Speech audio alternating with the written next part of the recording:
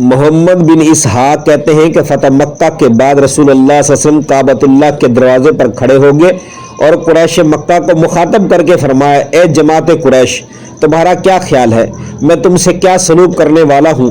انہوں نے جواب دیا، بھلائی کا سلوک، تم بلند ظرف بھائی ہو اور بلند ظرف بھائی کے بیٹے ہو۔ آپ صلی اللہ علیہ وسلم نے ارشاد فرمایا، جاؤ تم سب آزاد ہو۔ پھر آپ صلی اللہ علیہ وسلم مسجد میں تشریف لائے۔ حضرت علی رضی اللہ تعالیٰ عنہ آپ کے ساتھ کھڑے تھے اور کعبے کی چابی حضرت علی مرتضیٰ رضی اللہ تعالیٰ عنہ کے ہاتھ میں تھی۔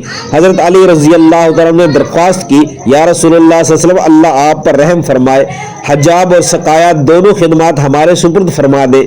رسول اللہ صلی اللہ علیہ وسلم نے ضیافت فرمایا، عثمان بن طلحہ کہاں ہے؟